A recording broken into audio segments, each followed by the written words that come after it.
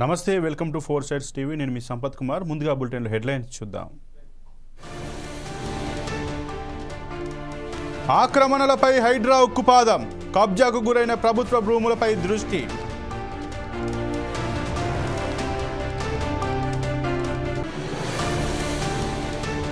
భద్రాద్రి కొత్తగూడెం జిల్లాలో రోడ్డు ప్రమాదం, auto car ఢీ ఓ విద్యార్థి మృతి.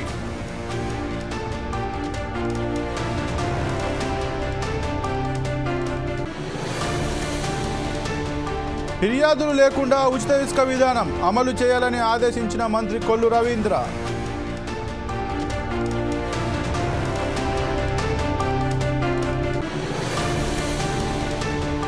జనసేన ఆధ్వర్యంలో సర్పంచ్ నిరసన, ప్రోటోకాల్ పాటించకపోవడంపై మండిపాటు.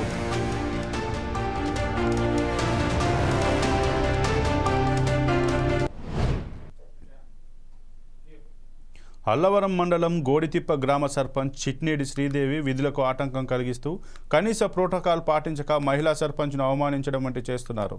వైసీపీ నాయకుల అప్రజాస్వామిక చర్యలు నిరసిస్తూ జనసేన పార్టీ నియోజకవర్గ ఇన్ఛార్జ్ శెట్టిబత్తుల రాజబాబు ఆధ్వర్యంలో అల్లవరం ఎండీఓ కార్యాలయం ఎదుట నిరసన తెలిపారు. ఈ కార్యక్రమంలో పార్టీ నాయకులు, వీర మహిళలు, జన సైనికులు పెద్ద సంఖ్యలో పాల్గొన్నారు.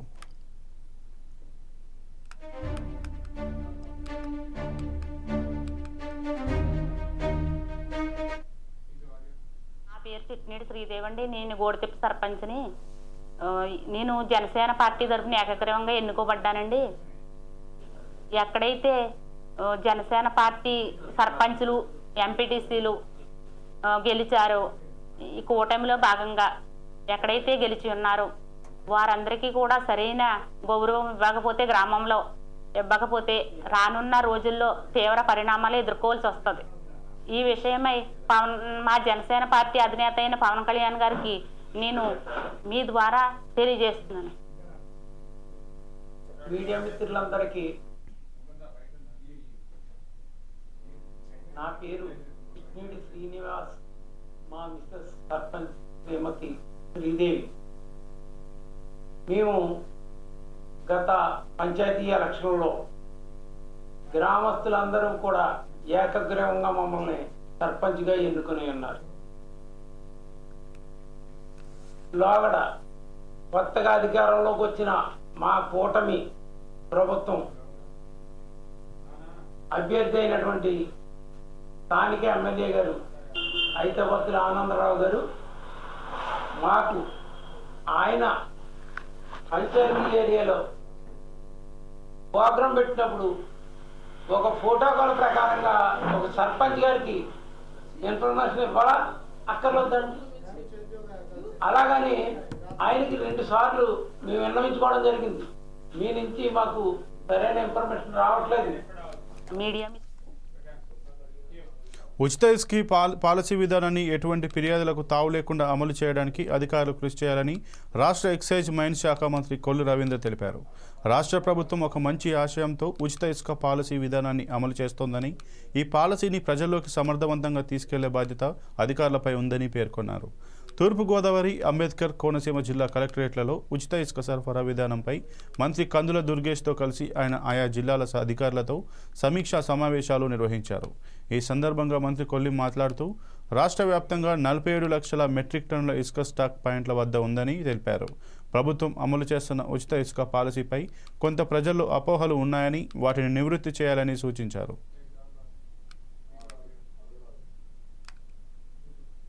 ఉప ముఖ్యమంత్రి వర్యులు పవన్ కళ్యాణ్ గారు రాష్ట్ర ప్రభుత్వం ఏర్పాటైన తర్వాత సామాన్య ప్రజలకి ఉచితంగా ఇసుక అందజేయాలని చెప్పి, శాండ్ అందజేయాలని చెప్పి నిర్ణయించుకోవడం, దానిలో భాగంగా జూలై 8వ తారీఖు నుంచి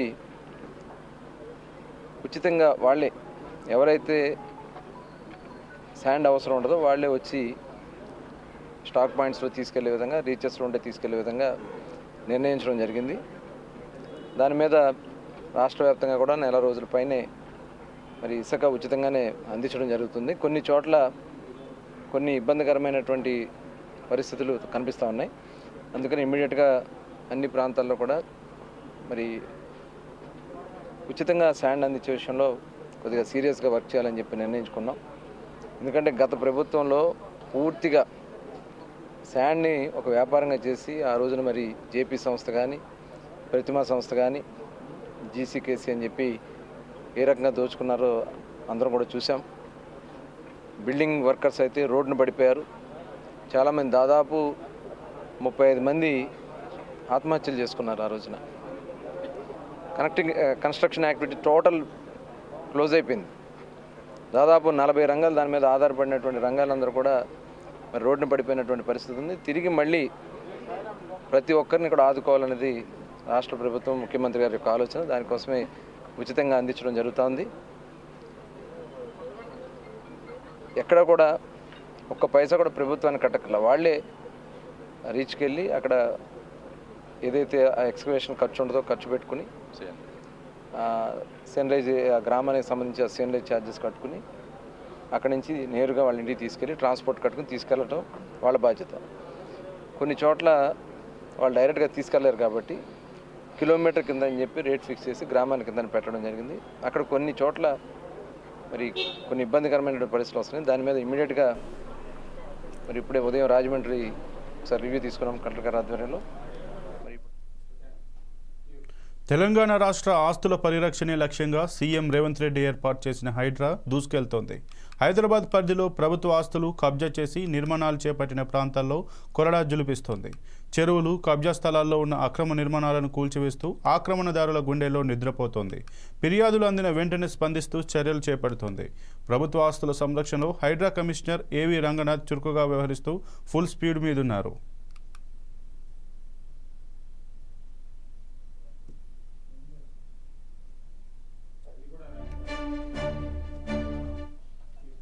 ఇక రాజేంద్ర నగర్ పరిధి శివరాంపల్లిలో అక్రమ నిర్మాణాలు కూల్చివేసింది హైడ్రా. చెరువును ఆక్రమించిన కబ్జాదారులు ఏకంగా ప్లాట్లు వేసి చేపట్టిన నిర్మాణాలను నేలమట్టం చేసింది.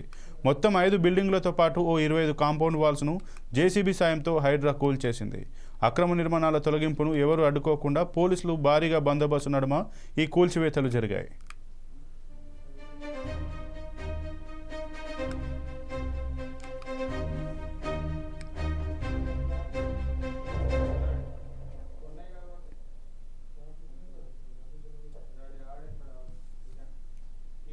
దుమ్ముగూడెం మండల పరిధిలోని కొత్తపల్లి గిరిజన బాలుర ఆశ్రమ పాఠశాలకు చెందిన కుంజ దీపక్ అనే విద్యార్థి ప్రమాదవశాత్తు జరిగిన రోడ్డు ప్రమాదంలో మృతి చెందాడు. ఆశ్రమ పాఠశాలలో 8వ తరగతి చదువుతున్న దీపక్ తోటి విద్యార్థులతో కలిసి ఆశ్రమ పాఠశాల వార్డెన్కు కానీ హెచ్ఎంకు కానీ సమాచారం ఇవ్వకుండా బయటకు వెళ్లారు. ఆశ్రమ పాఠశాల వద్ద నుంచి ఆటో ఎక్కి ఇంటికి భద్రాచలం వైపు వెళ్తుండగా తురికి చెరువు వద్దకు వెళ్లేసరికి ఎదురుగా వస్తున్న కారు విద్యార్థులున్న ఆటోను బలంగా ఢీకొట్టింది. ఈ ప్రమాదంలో దీపక్ తీవ్ర గాయాల పాలై అక్కడికక్కడే మృతి చెందగా మిగిలిన విద్యార్థులకు తీవ్ర గాయాలయ్యాయి. ఎందుకంటే సరే వీళ్ళు ఆల్రెడీ అంటే వాళ్ళు కొంతమంది సార్ వాళ్ళు ఉన్నారనుకో, అక్కడ ఉన్న వాళ్ళకి చెప్పాలి కదా. అక్కడ ఉన్న వాళ్ళకి చెప్పుకుంటే అప్పుడు వాళ్ళు కూడా కొన్ని జాగ్రత్తలు తీసుకుంటారు. ఇప్పుడు 4 పిల్లలు అక్కడ నుంచి మిస్ అయ్యారంటే అక్కడ వార్డెన్ అయినా కూడా వాచ్మెన్ ఏం చేస్తున్నారండి చూడాలి కదా. ఇప్పుడు మా బాధ అది. ఎందుకంటే మేము మా చిన్న పిల్లల్ని అక్కడ ఎందుకు పెట్టి వస్తున్నాం? ఒక బాధ్యత గల టీచర్లు ఉంటారు, తల్లిదండ్రులు లేక చూసుకుంటారు అనేసి మేము అక్కడ పెడుతున్నాం. అక్కడ పెట్టేటప్పుడు ఎంత జాగ్రత్త చూసుకోవాలండి. ఇప్పుడు అక్కడ నుంచి మిస్ అవ్వడం వల్ల ఇది జరిగింది. ఎంత బాధాకరం అండి. కొన్ని బాధ్యతలు ఉండవా? ఏదో వెళుతున్నాం వస్తున్నామా, మా సాలరీ మాకు వస్తుందంటే సరిపోద్దండి, సరిపోదు కదా. ఇప్పుడు అందులో నుంచి కూడా వాళ్ళకి ఆ బాధ్యత అనేది ఏంటి? మా పిల్లలు ఉన్నారు కాబట్టి వాళ్ళకి జీతాలు వస్తున్నాయి. మా పిల్లల వల్ల వాళ్ళు బతుకుతున్నారు ఏంటి. అదే మా పిల్లలు లేకున్నట్టు వాళ్ళ టీచర్ పోస్ట్ ఎక్కడ ఇవ్వండి. ఖచ్చితంగా దీని గురించి అయితే అక్కడ టీచర్లకైనా కూడా అక్కడ వాచ్మెన్కైనా కూడా ఖచ్చితంగా ఇది చర్యలు గట్టిగా తీసుకోవాలనేసి మేము కోరుకుంటున్నామండి ప్రభుత్వం. భద్రాద్రి మీదుగా కొత్త రైల్వే లైన్కు కేంద్ర ప్రభుత్వం ఆమోద ముద్ర వేసినందున వెంటనే బయ్యారంలో స్టీల్ ప్లాంట్ను ఏర్పాటు చేయాలని బీఆర్ఎస్ నేత వినోద్ కుమార్ డిమాండ్ చేశారు. తద్వారా 4,000 మందికి ప్రత్యక్షంగా 10,000 మందికి పరోక్షంగా ఉపాధి అవకాశాలు లభిస్తాయని తెలిపారు. బయ్యారంలో ఉక్కు పరిశ్రమ ఏర్పాటు చేస్తే మాత్రమే రాష్ట్రానికి ఈ రైల్వే లైన్ ఉపయోగపడుతుందని తెలిపారు. భద్రాచలం మల్కన్గిరి రైల్వే లైన్కు అనుమతుల దృష్ట్యా వెంటనే బయ్యారంలో ఉక్కు ఫ్యాక్టరీ ఏర్పాటు చేయాలని బీఆర్ఎస్ నేత మాజీ ఎంపీ వినోద్ కుమార్ డిమాండ్ చేశారు. రైల్వే లైన్ లేకపోవడం వల్లనే బయ్యారానికి ఉక్కు కర్మాగారం రావడం లేదని, ఛత్తీస్గఢ్లోని బయలదిల్లా విశాఖ కన్నా బయ్యారంకే దగ్గరని పేర్కొన్నారు. బయ్యారంలో 300 మిలియన్ టన్నుల ఉక్కు ఫ్యాక్టరీ ఏర్పాటు చేయాలని గతంలోనే సేల్ ప్రతిపాదించిందన్న ఆయన, అక్కడ ఫ్యాక్టరీ వస్తే 4,000 మందికి ప్రత్యక్షంగా 10,000 మందికి పరోక్షంగా ఉద్యోగాలు వస్తాయని వివరించారు. బయ్యారంలో స్టీల్ ప్లాంట్ ఏర్పాటు చేస్తేనే ఈ రైల్వే లైన్ తెలంగాణకు ఉపయోగపడుతుందని పేర్కొన్నారు. కొత్త రైల్వే లైన్ ఖనిజ సంపదను గుజరాత్ తరలించేందుకు ఉపయోగపడేలా మారకూడదని వినోద్ కుమార్ వ్యాఖ్యానించారు. సంపద కొట్టుకపోయి మళ్ళీ గుజరాత్ పట్టుకపోతారా అనేదే నా భయం. ఎందుకంటానంటే ఇవాళ ఇదే బెల్లడిలా, ఇదే జైపూరు, ఛత్తీస్గఢ్, ఒరిస్సా నుండి వచ్చేటువంటి ఖనిజ సంపద విశాఖపట్నం పోయి విశాఖపట్నం స్టీల్ ప్లాంట్కి ఇచ్చి అక్కడి నుంచి వెళ్ళి రైల్వే లైన్ల ద్వారా అటు ఎక్కడ అవసరం ఉంటే అక్కడ ఆ కంపెనీలందరూ మీకు తెలుసు, సేల్ ఒకటి, వైజాగ్ స్టీల్ ఒకటి, ఎన్ఎండిసిది ఒకటి, జిందాల్ ఒకటి, టాటాది ఒకటి, మిట్టల్, అర్సెల్, నిప్పన్, ఇవి పెద్ద పెద్ద ఉక్కు కర్మాగారాలు మన దేశంలో ఉన్నాయి. మరి వీటికి అక్కడి నుంచి విశాఖపట్నం దగ్గర నుంచి వెళ్ళి పంపిస్తారు. కొంత గుజరాత్కు, మహారాష్ట్రలో నాగ్పూర్ దగ్గర ఉంది, అది దానికి ఏం కాదు, కానీ గుజరాత్కు మనం పంపించాలంటే వాళ్ళు ఏం చేస్తారు, విశాఖపట్నం నుంచి ఓడరేవులో పట బంగాళాఖాతం నుండి, హిందూ సముద్రం నుండి, మళ్ళీ అరేబియన్ మహాసముద్రం నుంచి మళ్ళీ గుజరాత్ దగ్గర తీసుకుపోతారు. కిందికెళ్ళి మీదకి తిరుగుతారు. ఏది సముద్రంలో తీసుకుపోతారు, ఏది ఈ ఖనిజ సంపద. ఇంకా రేపు చక్కగా సీదా తీసుకుపోవచ్చు. ఏది బల్లడిలా, జైపూరు, మల్కన్గిరి, భద్రాచలం రోడ్డు, కొత్తగూడెము, డోర్నకలు, కాజీపేట, వార్ద అట్లా జరపట్టుకోవచ్చు నాకు. కాబట్టి ఇట్లా కాకుండా మా డిమాండ్ ఏంటంటే ఆంధ్రప్రదేశ్ రాష్ట్ర విభజన చట్టంలో ఉక్కు కర్మాగారం పెడతామని చెప్పి మీరు తెలంగాణలో ఇలా పెట్టాలి. ఎందుకు పెట్టాలో మీకు క్లుప్తంగా వివరిస్తా. 2017లో ఇదే మోడీ గారి ప్రభుత్వం, మోడీ గారి నాయకత్వాన్ని జాతీయ నేషనల్ స్టీల్ పాలసీ ప్రకటించారు 2017. ఇది చాలా ముఖ్యం మిత్రులారా. దాంట్లో ఏం చెప్పారు, ఈరోజు సగటు మనిషి 61 కేజీలు ఇవాళ కన్జ్యూమ్ చేస్తాడు పర్ ఇయర్. అంటే కానీ లెక్కేస్తారు, అట్లా మనిషి ఒకటి తింటాడా అది, కానీ పర్ హెడ్ గింత అని లెక్కేస్తారు. వాళ్ళు ఏం చెప్పారు, 2030 వరకు దీన్ని 158 కేజీలు పర్ పర్సన్కు దీన్ని పెంచాలన్నారు. అంటే ఇప్పుడు 61 కేజీలు ఉంటే 158కి పెంచాలని, అంటే దాదాపు 2.5 times పెరగాలి. ఇలా స్టీల్ దేశంలో 125 మిలియన్ టన్నులు ఉత్పత్తి అవుతున్నది. దాన్ని దాదాపు వాళ్ళు ఏం చెప్తున్నారంటే దీన్ని 300 మిలియన్ టన్నులు పెంచాలని చెప్పి చెప్తున్నారు. 300 మిలియన్లు అని చెప్తున్నారు. మర్చిపోయండి టైపిస్ట్, 300 మిలియన్ టన్నులు అని చెప్తున్నారు. కాబట్టి ఇలా చాలా అవసరం ఉంది దేశానికి. ఇప్పుడు ఎంత ఉత్పత్తి అయితే, ఇప్పుడు ఎంత చేస్తున్నాం మనం, 125 మిలియన్ టన్ను పర్ కెపాసిటీ ఉన్నది, దాన్ని 300కి పెంచాలంటున్నాం. కాబట్టి ఇంత సమీపాన ఉన్నటువంటి ఖనిజ సంపద, తెలంగాణ బయ్యారంలో ఉన్నటువంటి ఖనిజ సంపద నాణ్యతతో లేకున్నప్పటికీ కూడా పెల్లెట్స్ రూపంలో వస్తుంది.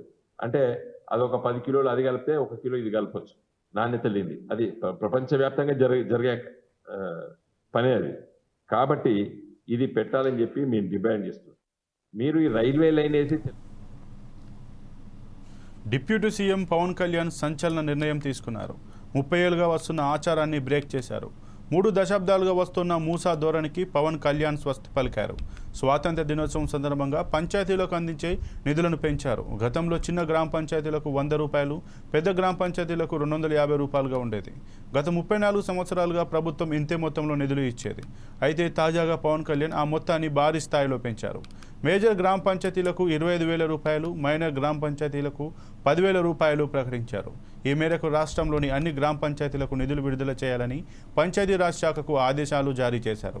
ఈ మొత్తంతో రాష్ట్రంలోని అన్ని పంచాయతీలో స్వాతంత్ర దినోత్సవ వేడుకలను ఘనంగా నిర్వహించనున్నారు. నిధులు సరిగ్గా పంపిణీ జరగలేదు, వచ్చినా దాని దుర్వినియోగం జరిగినాయి.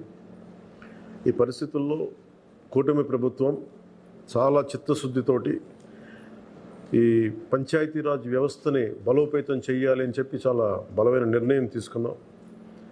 దాంట్లో భాగంగానే 3 కీలకమైన నిర్ణయాలు తీసుకున్నాం.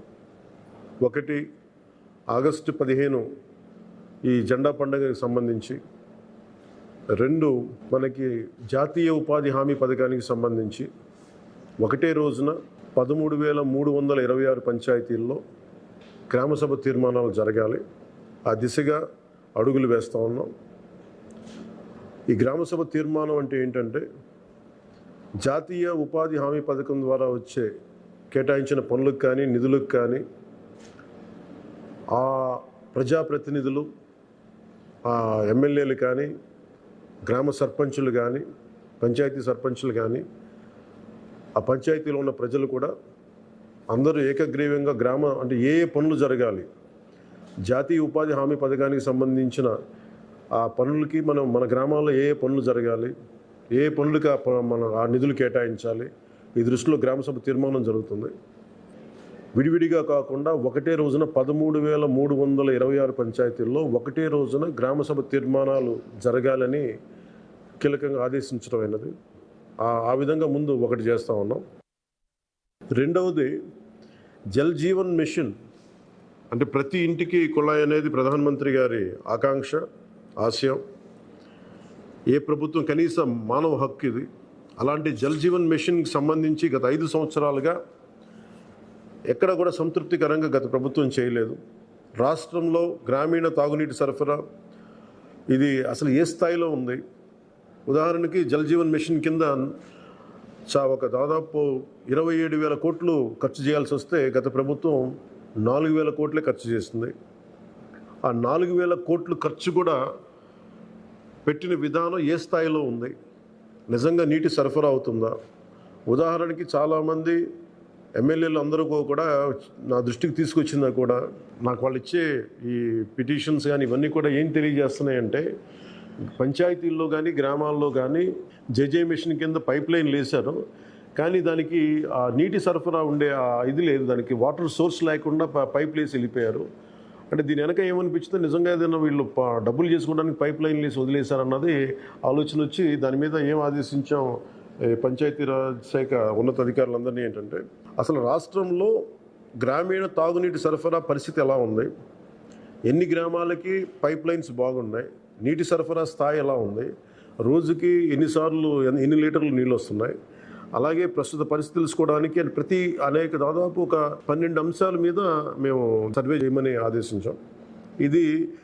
దీన్ని పల్స్ సర్వేగా మీ దృష్టికి తీసుకొస్తున్నాం. ఇది పల్స్ సర్వే చేపడుతున్నాం. దీంట్లో వచ్చిన డేటా ఆధారంగా జల్ జీవన్ మిషన్ని కూటమి ప్రభుత్వ ఆధ్వర్యంలో అత్యంత పగడ్బందీగా ప్రణాళిక రచన చేయడానికి ఈ సర్వే నిర్వహిస్తున్నాం.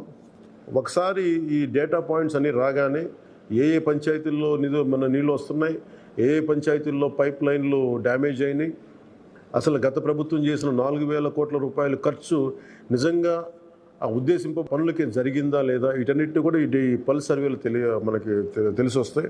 దీని సమూలంగా ప్రజలందరికీ సమీప భవిష్యత్తులో తెలియజేస్తాను. అలాగే గ్రామ పంచాయతీలు, పంచాయతీరాజ్ వ్యవస్థ బలోపేతం కావాలంటే సర్పంచ్ వ్యవస్థ చాలా కీలకమైంది. వైసీపీ నాయకుల వరుసలీలతో పార్టీ నిత్యం అప్రదిష్ట మూట కట్టుకుంటోంది. విజయసాయిరెడ్డి లీలలు మర్చిపోకముందే ఇప్పుడు మరో ఉదంతం వెలుగులోకి వచ్చింది.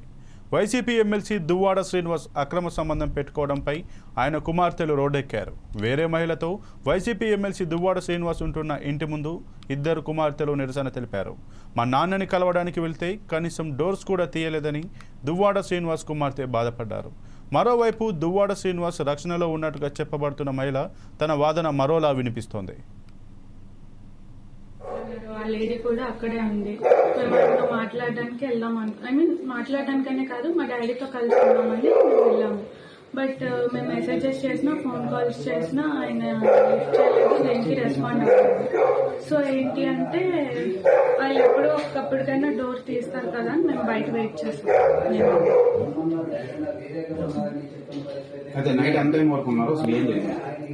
నైట్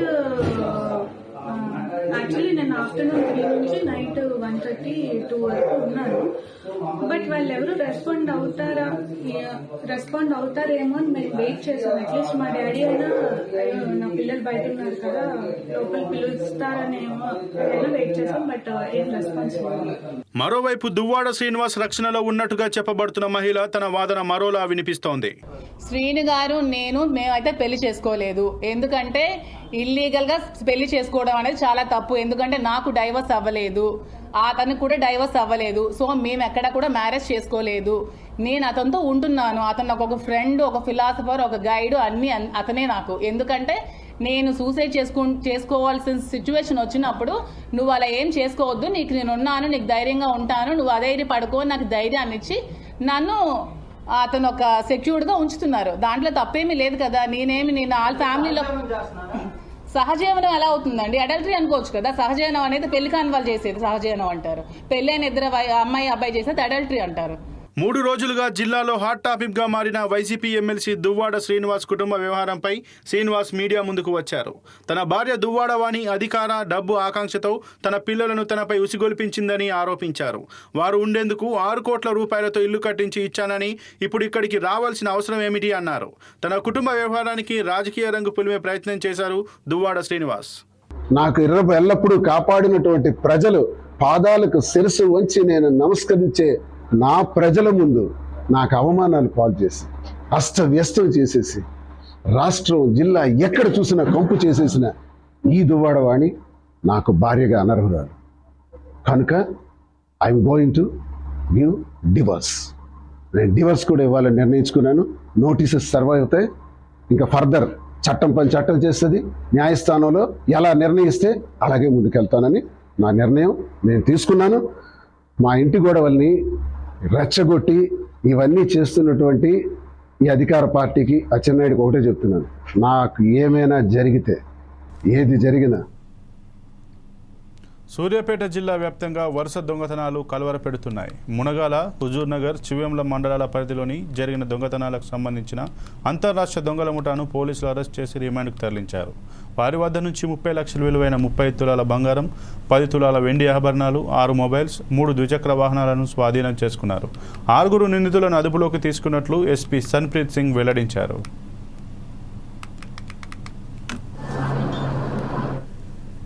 లో వేరే కేసులలో ఇన్వాల్వ్ అయిన వాళ్ళు అఫెండర్స్ వాళ్ళని పట్టుకోవడం జరిగింది. సో ఫస్ట్గా నేను టోటల్ డీటెయిల్స్ చెప్తాను.